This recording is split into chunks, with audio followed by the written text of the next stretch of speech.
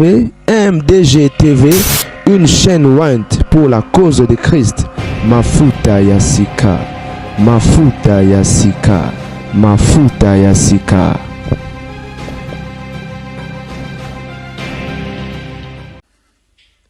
Mbote bande ko babolingo ya minene botu nanga nini dano no tuko sa live kuna tomboki nini di soa aye a corrompre danono asomba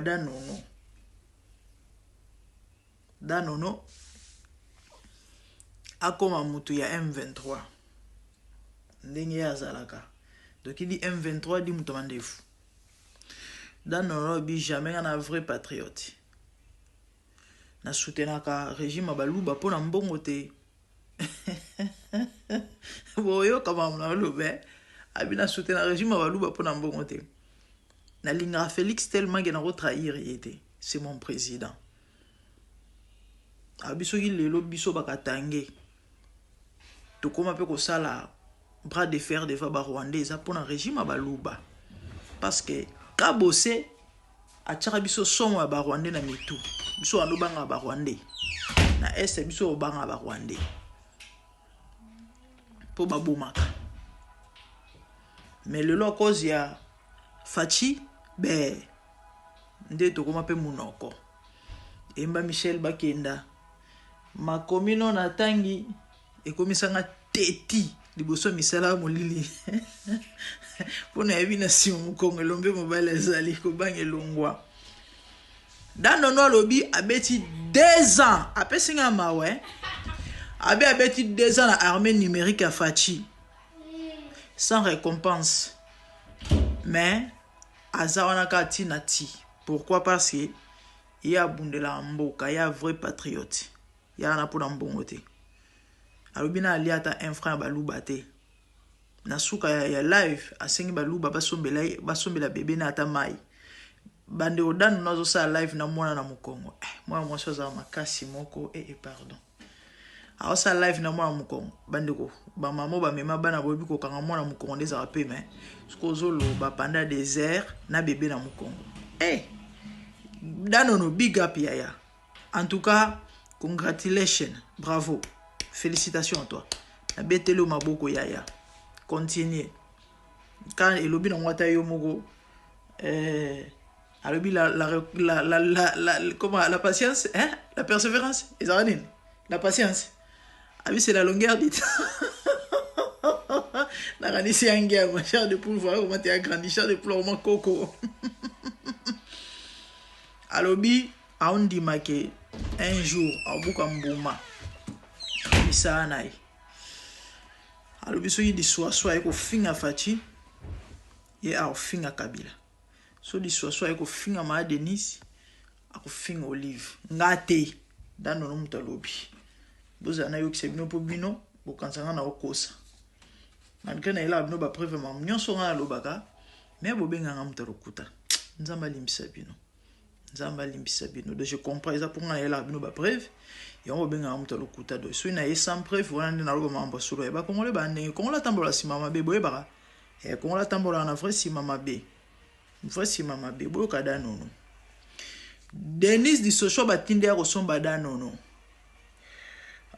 lobi eko simba te yaza insombamable bakosomba ete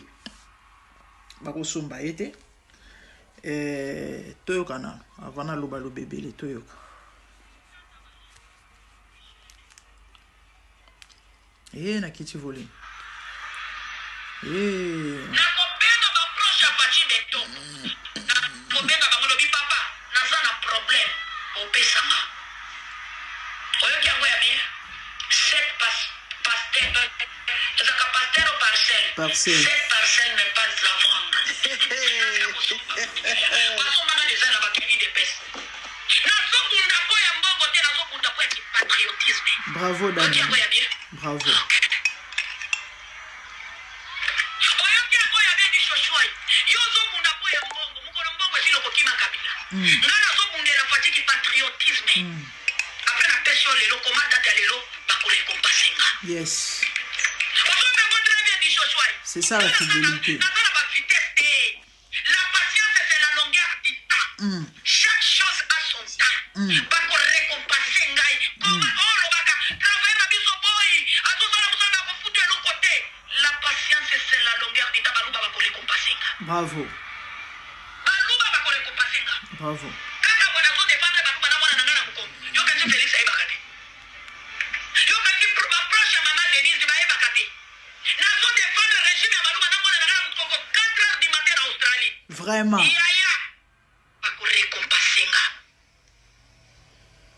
Très bien, Danono. Bravo.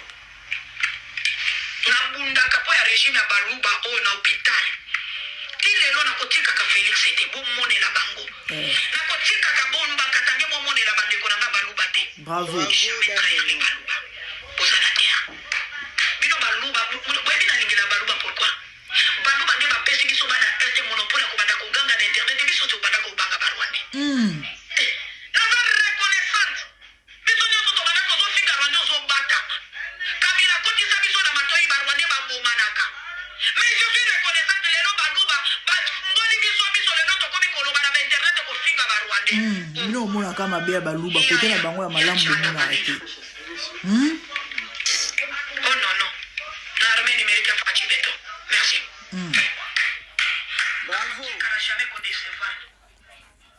So ba générique ebandi na longoli, ok? Maman na wana ya sida okende konika. Nafingi mama nonde kofinga ka mama Martha libolo ya mama na yo di Joshua. Mbongo Bandi obolimbisa. Ba générique ebandi na longoli, ok? Po Danono ya betaka ba générique. alerte. Ata mai ya pamba na melana mute. Menaza kaka awa. Tobunda po ya basalaire te tobunda po ya mabele. Yes. C'est comme ça une patriote est vraie. Naza vrai. Naza vrai na baluba. Ozomona bambongo ezona nanga na baprivé to boyoki ya ndia wate. Mais jamais kaka tindenge na lobi omwe libala ekufa. Na kotrahir Fachi Beto te. Naza ya makasi. Kaka ndenge na lobi omwe libala ekufa na trahir Fachi te. Naza vraiment vrai. Nakino. Vous permettre na loba. Moi quelques minutes. Régime a baluba tolingi bino mingi. Mais baluba bo fungula maboko ko. Effectivement. To défendre régime a baluba pour na mbongo te, mais parce que toi ba vrai patriote. Hein? Na lo baluba parce que ba benga bango bongo. Eza Danono. Utalobi. A défendre régime a baluba pour na mbongo te. Parce qu'un vrai patriote.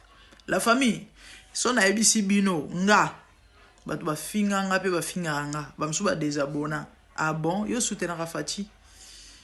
Bon, on attend on peut cette explication, t'en expliquer déjà ba mbala ba comprendre pété. Botika la bon parce que bozala pour ça comprendre te. Nga na zali, na rozala jamais pour trahison. OK? Félix a gagné l'élection. Donc à Rosala on a fait un mandat nae. To voter sur to monique. To pona mukonzi mususu to poni. Akei na kimia. Baje awa kufa, au coup d'état, au to longola na makasi 1-1. Ngana na pour te pona ebi ke lelo o. So Félix a kufi mboke koti na kata kao. To koti na esclavagisme et ngana lingité. To zonga sous 60 ans en arrière, yeso zonga karate Congo etikala ko bongate 1-1.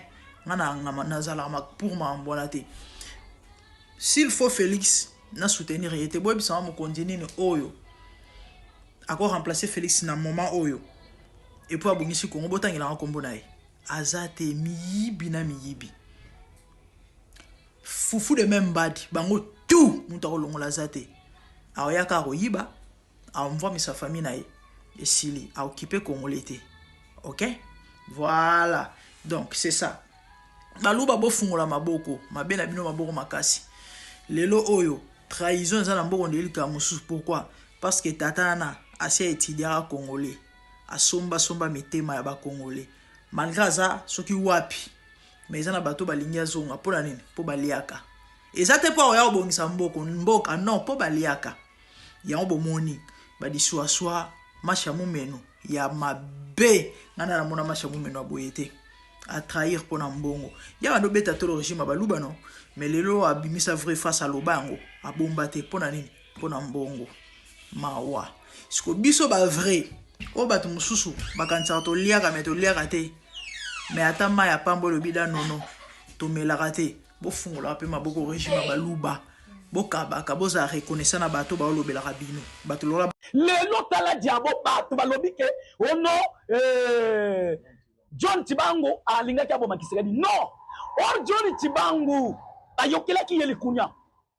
Mais je te dis, John Tibangu en 2011 a revendiqué par rapport à Ibaka per élection, il y a une rébellion, pour la Koboya Kabila. Je te dis, pour la Koboya Kabila, John Tibangu en 2011, tant qu'il y a eu cette élection, John Tibangu a télémaki, a Kendaki Kokota rébellion, pour la Kobundisa Kabila, non que pour trahir la nation, pardon. Pour la Kobundisa Kabila, parce que Moutou a gagné l'élection, c'était Etienne Kiseroa, Wamulumba. Nde John Tibangu tant batali ba publier Kabila nde pesa ki bango kanda John Tibangu a créé rébellion pour atteler la Joseph Kabila. Et d'ailleurs John Tibangu ndenga zawan il a travaillé pour le chef de l'État. Pour ton information, nous administre John Tibangu na boloko c'est qui c'est qui. Mais Kabila tika qui na boloko mais je te dis John Tibangu condamné à mort condamné à mort. Ouais. John Tibangu condamné à mort. Je dis et j'assume ma parole par monsieur Joseph Kabila. Maintenant, il y a un groupe de généraux, de Rwandais, qui complot en complicité. L'inspecteur général, il y a FRDC, dans fort. Bakeyi kobeta kopi na bango, pour soit wana balatisa mwana mboka le général John Tibangu. Ba arrestation salama. Mais balandeli selo banquette, John Tibangu il est innocent. Et d'ailleurs, n'informer que il est là à s'embêter. Et d'ailleurs, n'informer que bande interroger par Monique innocence ses alliés. Mais groupe il y a Rwanda ba généraux wana. On va linger avancement ya mboka te. Parce que John Tibangu il est là pour travailler pour la vision à chef de l'État, pour la commune la intégrité territoriale. Et d'ailleurs, nous sommes informés que Ezaki déjà plan moko na mesa comme l'ordonnance présidentielle John Tibangu comme chef d'état-major général. Mais na zo bisayo ndeba sali bloc wana que soki John Tibangu a commis chef d'état-major général et si histoire ça nini et si ndo moni ba montaki kabale wana po bakanga John Tibangu. Mais malheureusement yemo ka expliquaki complot na bango de voilà qui na ba mbongo ba pesaki po ba mokonza mboka mais ngai na koyeba ke bazwaka John Tibangu pour la mesure de sécurité pas bombaye.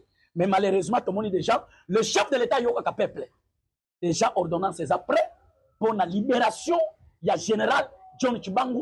Oh, il y a contrat Joseph Kabila en 2011, à côté rébellion, il y a un Congolais. Mais il y a un rébellion pour revendiquer.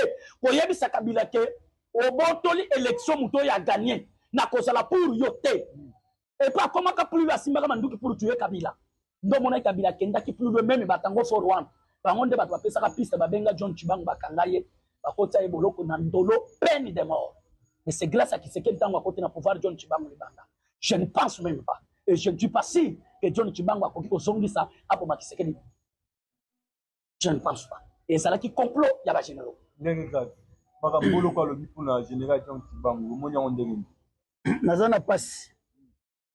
Bayoko pese biso identité ya Tibangu ki azange fera. John Tibangu. Ma président Tibangu identité centrafricaine. Il y a la contradiction. Et pourtant, John Tibangu, c'était le seul officier qui a sauvé chef. La circonstance est belle. Bah, le que Tibangu a bomi chino moko allié au Missouni, à Tumbié, faux et archi faux. Et pourtant, le problème est que Tibangu était le seul type qui nous a démontré toutes les traces de M. John Onomos. Il était le seul type qui nous a montré toutes les traces. Il y a M. Obed Rwakabagassiri, le chef d'état-major de la 22e région militaire vers Kikuti. John Tibangu maîtrisait les Rwandais ou les armée congolaise. Pour votre information, si aujourd'hui, nous avons les 8 officiers militaires rwandais, la justice, il y a Congo, à niveau militaire, c'est John Tibangu. Je ne le connais pas. Je ne l'ai jamais vécu, je ne l'ai jamais goûté son argent, je n'ai jamais parlé avec lui, mais je sais que c'est un officier congolais, il se bat pour le patriotisme, le patrimoine, parce qu'il a lutté. Et pour votre information, il est la dernière promotion, il y a Gaxi, M. Alengo Bani, inspecteur de la police. Il a travaillé. Il était parmi les deuxièmes promotions, il y a Célestin Kanyama, aujourd'hui trahi par inspecteur Charles Bisengiman, un sujet au Rwandais, Montoyana Congo na 2002. À 2006, je serai l'inspecteur de la police. Tomoni Charles Bisengiman comme inspecteur de la police. John Chibangu travaillait. Et il a travaillé avec des missiles, avec mission impossible. Et John Chibangu a désactivé, il a déjoué plusieurs coups d'État. Et pour votre information, rentrer qu'aucun chef de l'État na Kasai, à Moni Chibangu Nabutu, 18 ans, il y a Kosolola. Le secret dévoilé par Chibangu à cette époque-là. Son Excellence Fachibeton, le général Nyamugaragi Yemurika, Hanga, les officiers rwandais, Bakoseli John Chibangu Makam. Soit qui va libérer Chibangu, je veux prendre le risque, je vais citer les 8 officiers, le magistrat au robot, la justice militaire.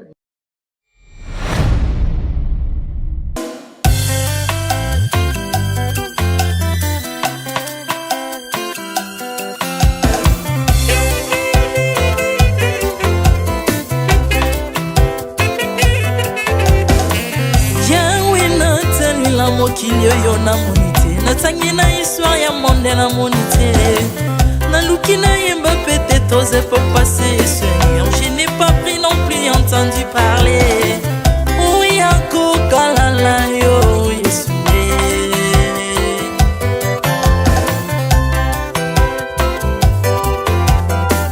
Même na domaine ya sorcellerie nationale, atana oyo ya international, papa na yo kisangwa banzamba mokili yo, mopota kufa se kwa lokola yo Yesu. Nanya voyage a lokola yo, nanya wakoka nino ya wanzambe, uni masomo ya ekurusu konanga, okufose kwa kwe uzali nzambe Yesu. Nzambe moneno kitanase, olata nzoto po yo bikisanga, okitana se pozwe sikananga, ofuta nyongo na nzambe nanga Yesu.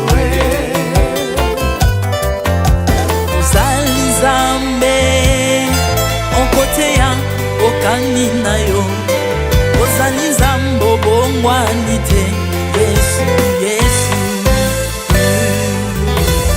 Ozali nzambe onkote ya okani na yo, ozali nzambe obongwani te Yesu, Yesu.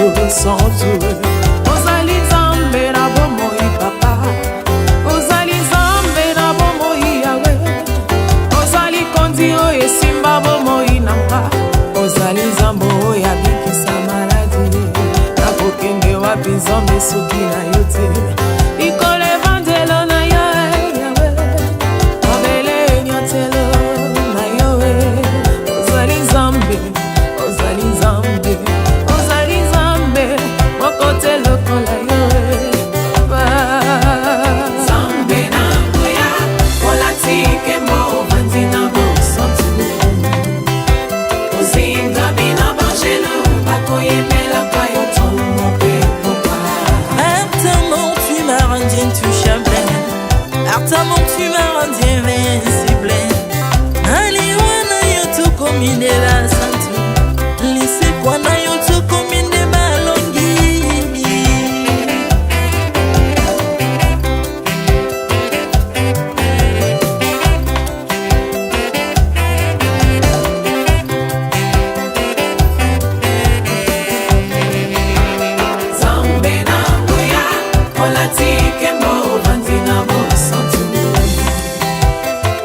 ozingami na bangelo bakoyembelaka yo ntongo mpe pokwa Zambe na ngoya olati kembo ovandi na bosoto ozingami na bangelo bakoyembelaka yo ntongo mpe pokwa autrefois ngai nazalaki binzo ndoki akolianga lolenga lingi mes peurs sont na se métamorphosé osimingo sangwe maladie na miso olengo bebi naza toxiqué grâce à lui